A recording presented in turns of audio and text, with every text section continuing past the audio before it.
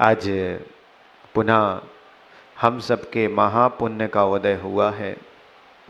हम सभी इस युग के महान अध्यात्म के राजहंस चरिया शिरोमणि आचार्य भगवान गुरुदेव श्री विशुद्ध सागर जी महाराज के अनुकंपा एवं आशीर्वाद से यहाँ बैठे हैं।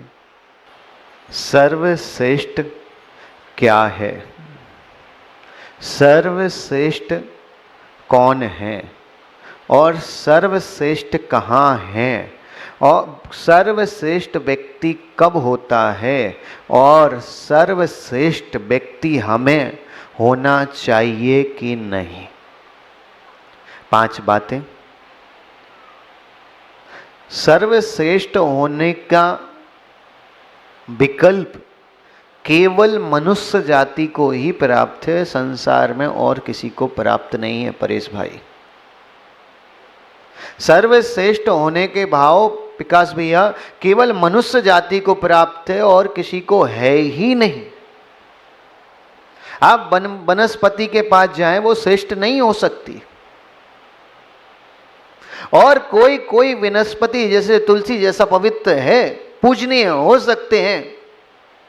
बरगद जैसा पेड़ पूजनीय हो सकता है, श्रेष्ठ हो सकता है, पर सर्वश्रेष्ठ नहीं हो सकता। और किंजल मजे की बात बताऊं ना, सर्वश्रेष्ठ होने की भावना ही मनुष्य को मनुष्यता का भान कराती है। सर्वश्रेष्ठ होना, किसी को धन के क्षेत्र में होना, किसी को सामाजिक क्षेत्र में होना, किसी को राजनीतिक क्षेत्र में होना, किसी को तप के क्षेत्र में होना, किसी को संयम के क्षेत्र में होना, किसी को सामायिक के क्षेत्र में होना है। हमारे यहाँ कितने सारे सिद्ध भगवानों का वर्णन आता ना, तव सिद्धे, नए सिद्धे, संयम सिद्धे, चरित सिद्धे। कोई तप के माध्यम से सिद्ध हुआ है, कोई नए के माध्यम से सिद्ध हुआ है, कोई ज्ञान के माध्यम से सिद्ध हुआ है, कोई त्याग के माध्यम से सिद्ध हुआ है, कोई उपास में श्रेष्ठ है, कोई किस व्यक्ति में। पर एक सबसे बड़ी चीज याद रखना कि साधु जीवन में भी श्रेष्ठ होने का भाव रहता है। और याद रखना, साधु भी साधुओं में भी श्रेष्ठ होना चाहता है और ये भाव होना भी चाहिए। हाँ, जीवन भर हमने सुना है कि श्रेष्ठ बनने के चक्कर में व्यक्ति गड़बड़ हो रहा है, श्रेष्ठ बनने के लिए भाग रहा है। पिसान श्रेष्ठ होना ही चाहिए।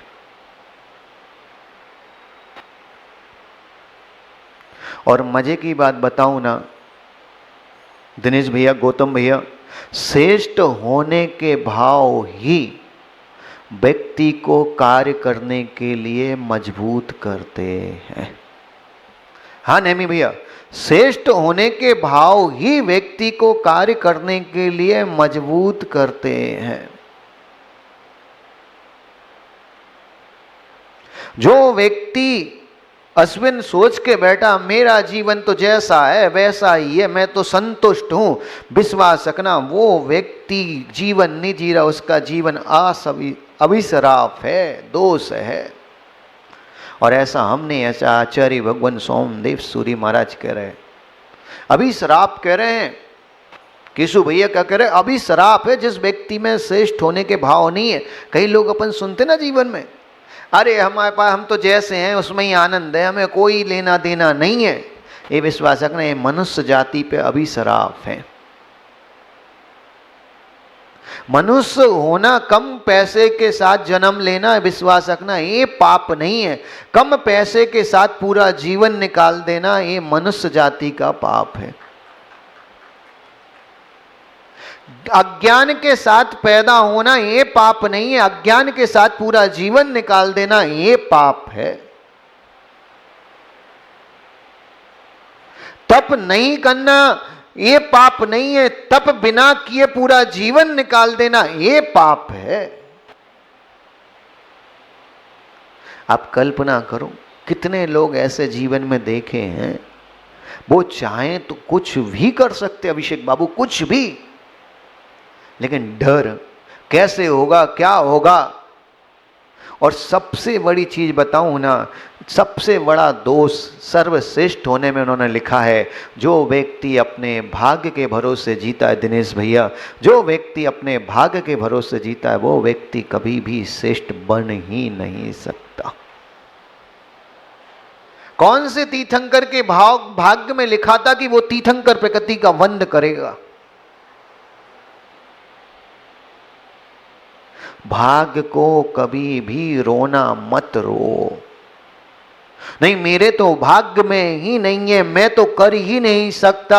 याद रखना, सर्वश्रेष्ठ बनने के लिए सर्वश्रेष्ठ कुल मिला है, सर्वश्रेष्ठ बनने के लिए सर्वश्रेष्ठ गति मिली है, और सर्वश्रेष्ठ बनने के लिए सर्वश्रेष्ठ बुद्धि मिली है।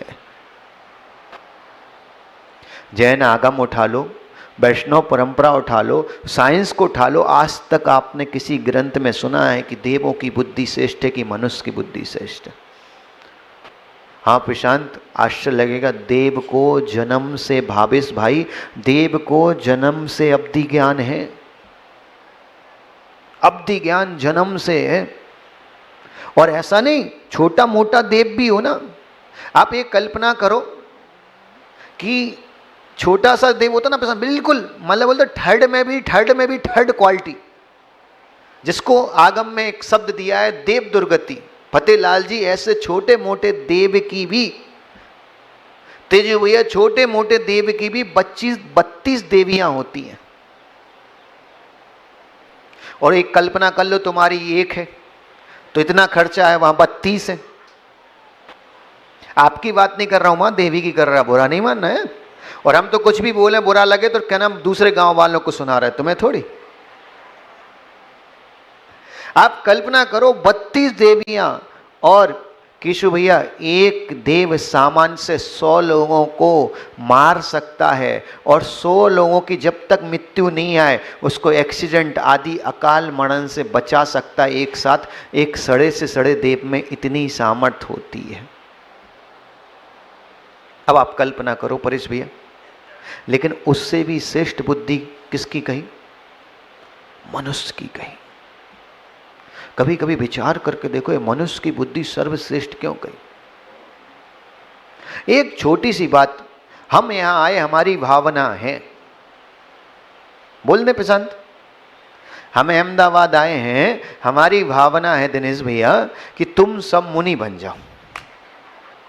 अब ये बात सुन के कैसा लगता, अरे महाराज हम कैसे बन सकते हैं? अरे भैया हम तो, हमसे तो हो ही नहीं सकता, हमारे तो किस्मत में ही नहीं लिखा ये सब। ये शब्द कभी भी मत बोलो। ये सोचो कि कोई शब्द अगर हमारे कान में हमारे लिए आए हैं तो कहीं ना कहीं प्रकृति ने हमारे अंदर वो योग्यता दी है, तभी वो शब्द हमें सुनने मिले। वरना हजारों लोग इस अहमदाबाद में बैठे, हर किसी को वो शब्द सुनने की ताकत नहीं मिली है। तीर्थंकर, परमात्मा, महावीर, आप कल्पना करो, परसों का दिन, उससे 66 दिन, और उससे 66 दिन के बाद उससे कल्पना करो 12 महीने, 12 वर्ष, 3 माह पहले उनके लड़की देखने वाले आ रहे हैं। और उससे पहले चले जाओ, शेर की पर्याय में थे। आप सच सच बताना, सच सच बताना प्रशांत, कोई कुत्ता ऐसा है जो मोहल्ले में एक आध कुत्ता एक आध एरिया में रहता है, पूरे अहमदाबाद नहीं मतलब कुछ एरिया में रहते, वो किसी ना किसी को काट चुका होता, 2-4 लोगों को होता है। अब आप बताओ, वो कुत्ते ने मान लो किसी व्यक्ति को नेमी भैया काट लिया, काट लिया। अब एक चीज के लिए कल्पना करो, किंजल, इस दृश्य को अपनी आंखों में प्रैक्टिकल अपने ऊपर रख के देखो कि किसी कुत्ते को किसी व्यक्ति ने मान लो काट लिया। अब एक चीज बताना गौतम भैया, भावेश भैया, कि किसी व्यक्ति को कुत्ते ने काट लिया। अब वो कुत्ते को ऐसी स्थिति दिखे कि वो कुत्ता थोड़ा सा घायल है और वो 10-20 लोगों को काट चुका, और जिन लोगों को काटा वो सब अपने परिचित हैं। अब हकीकत मानना, उस कुत्ते को नमोकार सुनाने कौन जाएगा? है कोई सभा में जो जाएगा? ऐसे बताओ ना, ऐसा कोई स्वान कुत्ता मोहल्ले में रहता ना भावेश, तो लोग रोटी भी डालते ना, तो कैसी डालते? अगर वो उधर खड़ा है तो इधर डालते, तुझे खाना तो खुद आ जा, हम तो नहीं डालेंगे। अरे कुत्ता तो बहुत दूर है। ऐसी कोई गाय है ना, जो कई गाय होती है ना उपद्री गाय, जो सींग मार देती, फेंक देती है, ऐसी गाय मिल जाए माँ, तो कोई रोटी डालता क्या? दूर से डालते। डालना भी पास से नहीं जाना।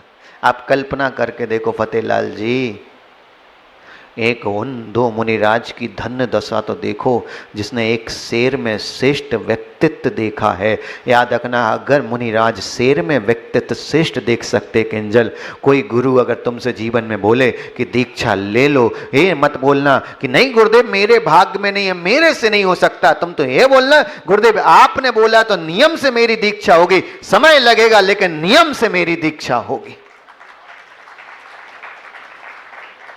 ना शब्द तो रखो ही मत, और एक कल्पना करो बोलने वाला अगर बीतरागी गुरु है तो नियम से मेरे भाग्य में है। और फतेहलाल एक पल के लिए सोच के तो देखो, एक पल के लिए महावीर भैया विचार करके तो देखो, एक शेर जो साक्षात हिरण को पकड़ के मार रहा है, वहां भी मुनिराज उसको श्रेष्ठ बनाने के लिए जा रहे हैं। एक गुरुवाणी का प्रभाव होता है, अगर गुरुवाणी सुनकर एक शेर भी सर्वश्रेष्ठ बन सकता है तो हम मनुष्य हम क्यों नहीं बन सकते हैं। अगर मैं तुमसे कहूं कि तुम भगवान बन सकते, मैं भी सर्वश्रेष्ठ बन सकता हूं। व्यापार के क्षेत्र में हो, हम तो कह रहे संसार के क्षेत्र में हो या परमार्थ के क्षेत्र में हो, जिस क्षेत्र में हो अगर मैं कर रहा हूं तो मैं नियम से सर्वश्रेष्ठ कर सकता हूं। और हमारी तो दशा ये है, एक बार कोई व्यक्ति कुछ गलत बोल दे तो हम बोलना बंद कर देते, एक बार कोई व्यक्ति गलत कर दे तो उससे व्यापार बंद कर देते। आप कल्पना करो, तीर्थंकरों को तो बरसों नहीं सैकड़ों सैकड़ों भाव लग गए, लेकिन उनने एक ही प्रयास किया कि मैं भी भगवान बन सकता हूँ। कोई अलग नहीं थे, ऐसे ही थे, हम जैसे ही थे।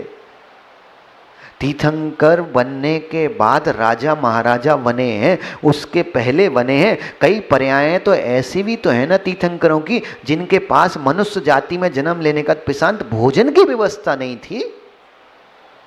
दिनेश बेटा याद रखना, गरीब पैदा होना ये दुर्भाग्य नहीं है, गरीब मर जाना ये दुर्भाग्य है। अज्ञानी पैदा होना ये दुर्भाग्य नहीं है, अज्ञानी मर जाना ये दुर्भाग्य है। अधर्म में पैदा होना ये दुर्भाग्य नहीं है, लेकिन अधर्म में मर जाना ये दुर्भाग्य है। बिना गुरु के पैदा होना ये दुर्भाग्य नहीं है, लेकिन बिना गुरु के मर जाना ये दुर्भाग्य है। बिना संयम के पैदा होना दुर्भाग्य नहीं है, बिना संयम के मर जाना ये दुर्भाग्य है। मनुष्य जाति में सर्वश्रेष्ठ बनने की ताकत है, अगर हम सर्वश्रेष्ठ नहीं बन पाए तो ये हमारा दुर्भाग्य है। इसी मंगल भावना के साथ बोले आचार्य भगवान गुरुदेव श्री विशुद्ध सागर जी महाराज की